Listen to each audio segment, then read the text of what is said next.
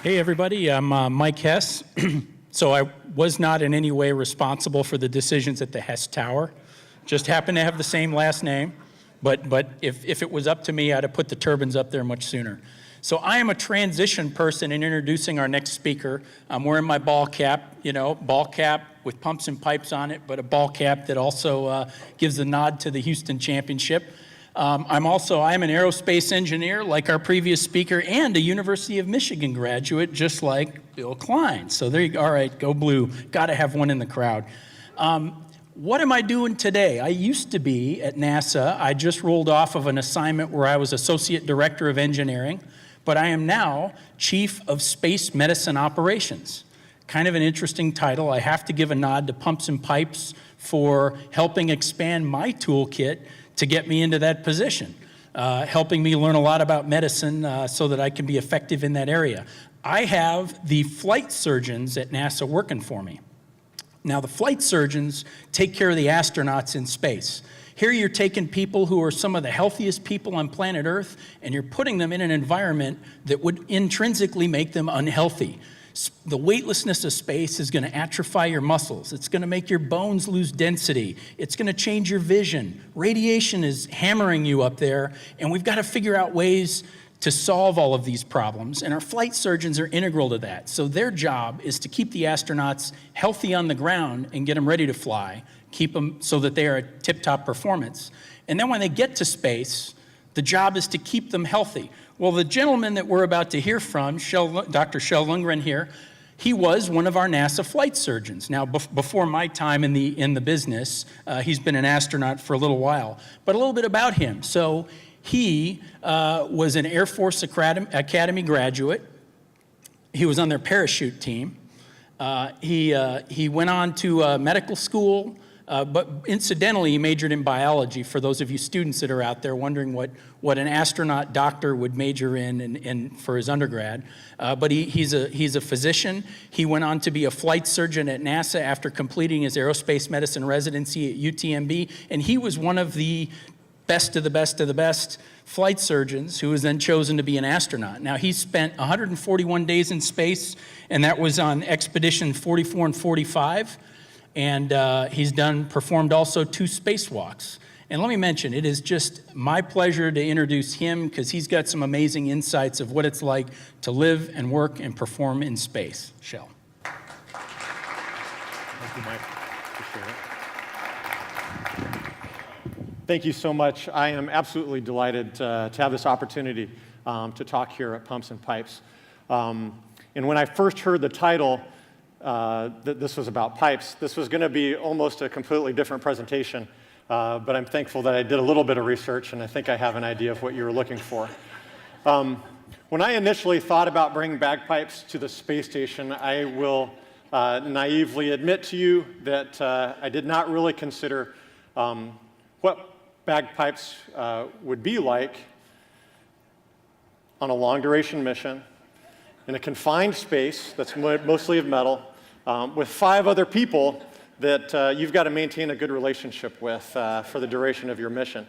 But I'm very grateful. I had an amazing team that I was a part of, and I will defend myself in that I found the farthest reach of the space station to practice in. It turns out that the walls have materials that don't really transmit sound as well as I was fearing. And so after practicing a couple of times, I wanted to make sure that I was being a good team member, a teammate, a good crew member. And so I asked my colleagues, I said, hey, are the pipes bothering you at all? And to my joy, Scott actually said, you know what, it reminds me of growing up in New Jersey and hearing the firefighter parades as they were playing the pipes. And so he said that he actually really enjoyed it.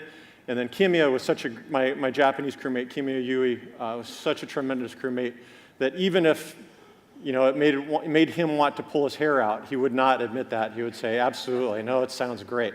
So I felt I was very blessed to have folks that put up with that. What I would like to do today is just share with you perspectives from my space flight.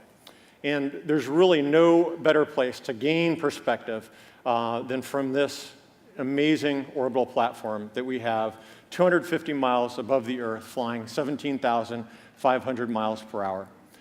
To look back at my own personal journey and how I had this amazing privilege of getting to serve on the space station, but also to look at mankind's journey in space, to reflect back at our roots here in Houston, and then the future, as Dr. Ochoa told us about this morning, the future that we have in low Earth orbit, the moon, and beyond. To look out from the space station, down at the Earth, our home planet, to see the beauty that is there reflected in the lights around the population centers. You can see this lightning strike that's captured in my photo reflecting against our solar array. That fragile atmosphere that protects our home planet, and then the cosmos beyond. It's an amazing place to reflect on where we're going as humankind.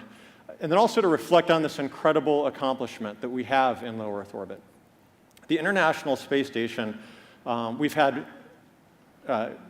it's an international partnership, and we've had people living and working on the space station for over 17 years now.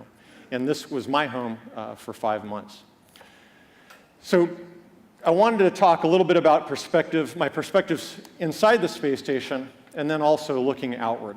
And I thought that given this particular conference, that it would be fun to think about innovation and what innovation, my experience with innovation on the space station. What are the conditions for innovation? And I would propose at least two to start out, and that is expertise and intentionality, intention. So having the expertise within a domain, and then very intentionally looking for areas of improvement, areas that are ripe for innovation. And with those two things, I think it's also important to identify your biases. What is it that you're bringing to the equation that might constrain your ability to innovate? And so we all grow up, we live and work in 1G, in a gravity environment. So it's very hard to subtract gravity from your work, from your everyday life. And one of the things that we identified that I always thought was a lot of fun, that really identified this gravity bias for us, was our Saturday night movie night.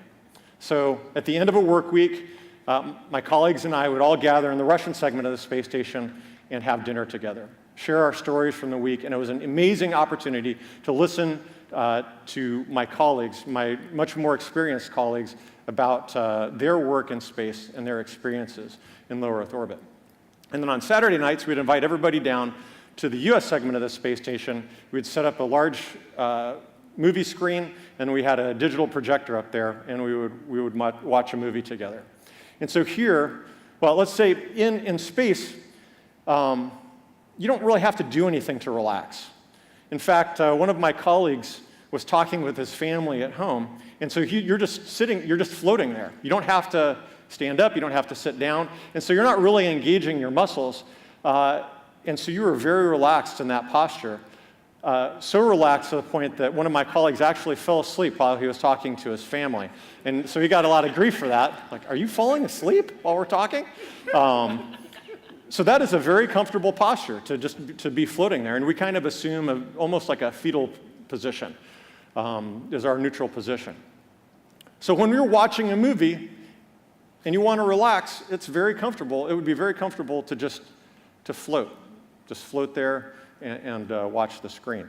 And yet there's something about watching a movie, something about being on Earth and what it means to just relax and watch a movie, that we all had to contort ourselves, contort our bodies, strap ourselves down with bungees so that we were sitting down or laying down to watch the movie.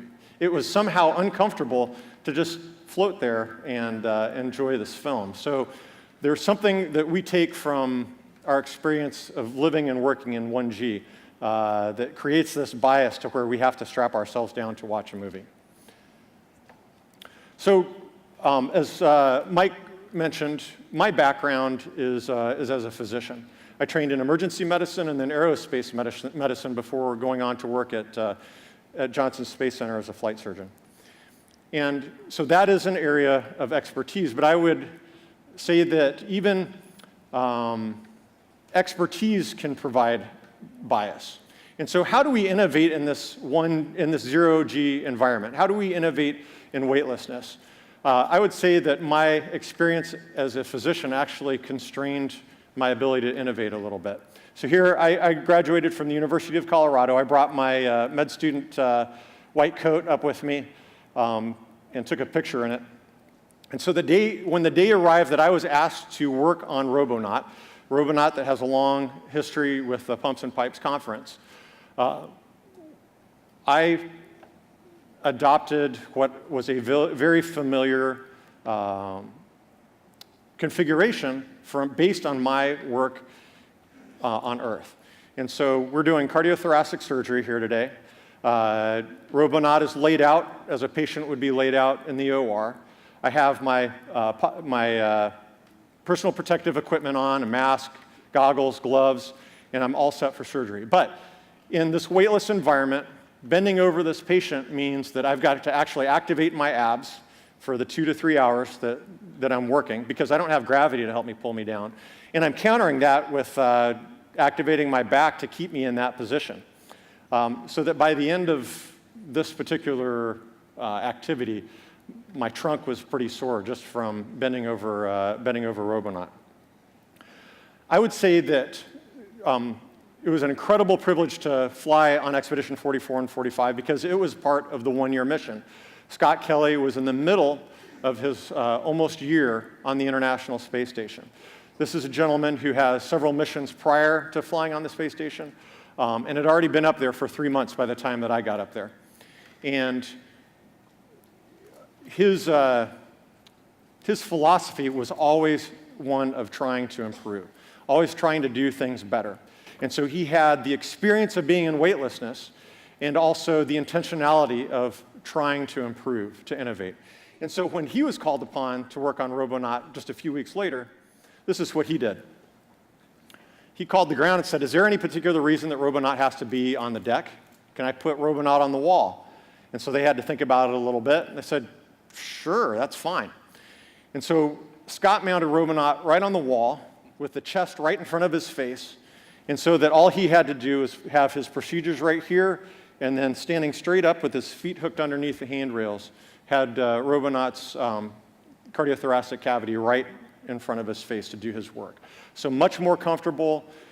He had taken this opportunity to apply his expertise and his intentionality to innovate. This just really struck me because of the bias that I had carried forward from my time as a physician. And I blurred out the open chest wall. I didn't want to gross you all out. So there is a proverb that necessity is the mother of invention, and I think to some extent that is very true. On the space station, of course, a big part of our day is our morning meal, lunch, and then dinner. And our space food lab does an amazing job of trying to produce tasty food that is also nutritious and that supports this long duration, our health during this long duration mission. Fortunately, that also means that the sodium content has been reduced, and so that affects the taste just a little bit. And so even though the food is pretty tasty, you can imagine that over the course of weeks and months, that this same menu starts to, I don't know how to say it nicely. Anyway, the day came that we were going to celebrate Thanksgiving. This was actually Thanksgiving 2 years ago. And the ground actually sent us a note and said, "Hey, we would like you to go and find the special Thanksgiving dinner that we sent up to you in preparation for some PAO events, outreach to the ground talking about Thanksgiving." So we were super excited. We're like, "You sent up a special Thanksgiving meal. We are so psyched. Please tell us where it is. We'll go find it. We'll get all set up for this public affairs event." And then the ground came back and said, "Oh, actually, we didn't send up a special meal. We need you to go forage in your menu to come up with a Thanksgiving meal." And so not only did we not have a special meal, we actually had to steal from next week's rations in order to build smoked turkey there on the left. That's candied yams, potatoes au gratin, and then corn. And so you could see we're really excited about Thanksgiving here. And so, like I said, over time, the meals, variety is king, and the meals start to become a little bit boring. And so we would start to do weird stuff with our food, mixing things together in order to come up with new recipes. And through that innovation, I came up with one of my all-time favorites, which is dehydrated strawberries on waffles. And so I would, save this up so that on Saturday morning for breakfast, I could have strawberries and waffles for breakfast. You really can't complain about the food too much, especially when you have such delightful menu items as a Kuska apetitnaya, which means appetizing appetizer. So one of our resident innovators in the astronaut office right now, you may have heard of him, you may have seen him on YouTube or during one of the NASA TV downlinks, is Don Pettit. I had the distinct pleasure of working with Don this past year. And during his mission, he, of course, is somebody that is constantly curious and applying science to satisfy his curiosity. But he also wanted to be able to drink tea from an open mug. He got tired of just drinking from a straw. Tea and coffee, you don't really get to experience that aroma, that major part of taste. And so he wanted an open mug. How are we going to do this in weightlessness without gravity? And so what he did is he bent over some acetate paper, taped it, and created a critical angle at that joint, such that surface tension and manipulating that paper just a little bit would draw the fluid up that ridge and to his mouth so that he was able to drink this fluid in space, this tea in space. You can find this on YouTube. Don partnered with Professor Weislogel at Portland State University, the fluid dynamics lab there, and they actually developed an experiment that I got to work on during my mission. This is the zero-G cup, and essentially uses the same concept, using materials and geometry to be able to deliver fluid up to the lip of the mug so that you're able to drink it. And so here's part of that experiment. I got to spend the day drinking various like lemonade and fruit punch and hot chocolate from this mug during the day. It was one of my favorite science experiments while I was on the space station. This, of course, has much more importance than just providing a beverage for astronauts in space. We were figuring out how to move fluids in weightlessness without using pumps or electricity. This is a fluid delivery method, and so I think that this has far-reaching implications for spacecraft design as well as design of vehicles here back on the Earth. Now, so there are two conditions so far that I've named for innovation, and of course we know that a two-legged stool will not stand, and so I would propose that third leg to join expertise and intentionality, that innovation also requires coffee. And I was a little bit concerned about the coffee situation on the space station. All of our drinks come up as a dehydrated powder. We add hot water, cold water, depending on the particular beverage. And so dehydrated coffee did not sound that appealing to me. So I decided that I wanted to brew fresh coffee in space. I brought some pods of ground coffee up to the space station with me. I knew we had the capillary beverage cup, so I mounted these pods at the top of the cup. I pulled hot water off of the galley, pushed them through the pod into the coffee cup, and voila, the first handcrafted pour-over in space.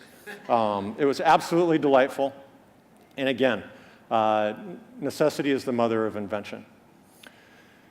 So those are perspectives from a few perspectives from life inside the space station. What I'd like to share with you now are perspectives looking back at our home planet, the Earth. These are perspectives that are coming from the heart, and unfortunately, some of these are heartbreaking. So one of the, I think, most striking paradoxes that we experience on station is to look back at our absolutely beautiful planet. The blues, the whites, the colors of the land, and just to see this amazingly beautiful, peaceful globe spinning below us. But then to know the conflict that is also going on down there, to hear the news every day. And so that is a striking paradox. To look back at the Earth and to see this beautiful picture of ships and boats just parked in this beautiful atoll, and then to be told later that this is actually a militarization of one of the islands, one of the atolls in the South Pacific. To see another beautiful island from space, to marvel at these lights out here that actually turn out to be fishing boats.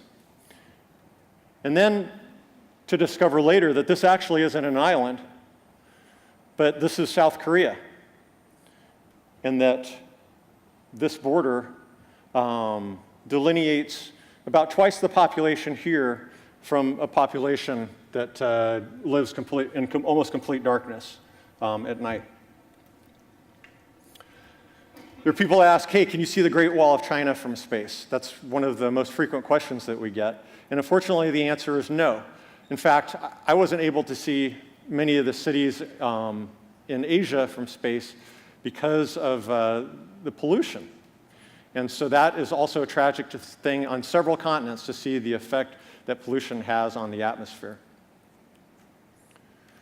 To see forest fires stretching from the northwest of the US all the way across to the eastern coast. And so we see humanity's effect on the earth, but it is not all heartbreaking. There's good stuff there too as well. And so to borrow from my colleague's presentation earlier, I'm very excited to hear about some of the fluid dynamic processes and transport processes that are going on in some of these pictures. As you're flying over the Earth, you look down, chances are pretty good that you're going to see ocean, since it covers 70% of the surface. And even that water reveals beauty. The effect of the wind and the currents carving these intricate details into the surface of the water.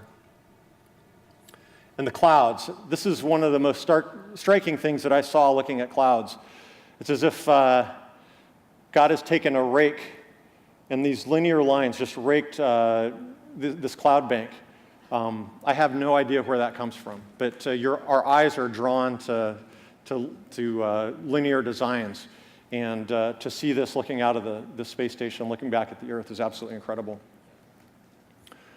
The effect, and so I would propose one additional, condition for innovation, and that is persistence. And that's really demonstrated here in these following photos. The effect that the weak forces of wind and water ultimately have over time on our landscape. Dunes in Africa.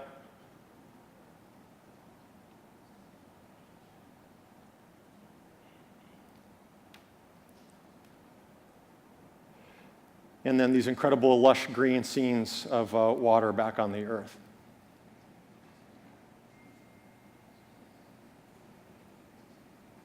You can see the Great Barrier Reef.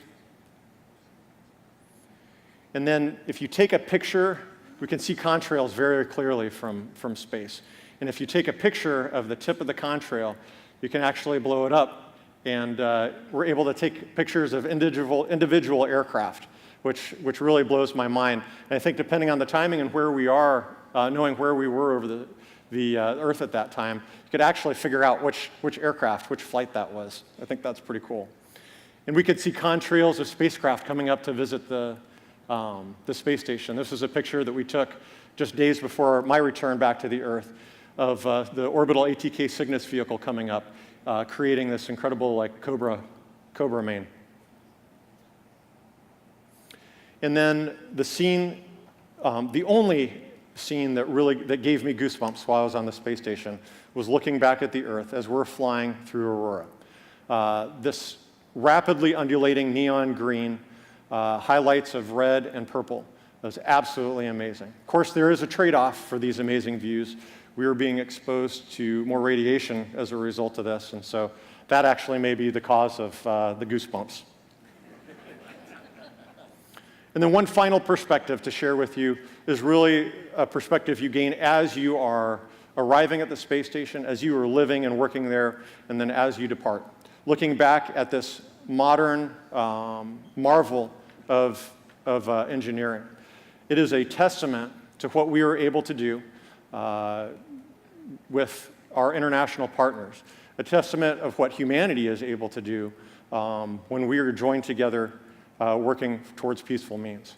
Our partnership includes countries that we were mortal enemies with just decades ago, and yet we've found ways to work together, to collaborate, to bring intentionality, expertise, and persistence to really create this modern miracle of engineering. And so I challenge you all to continue the collaboration and work towards your own modern miracles. Thank you again for this opportunity to chat with you all.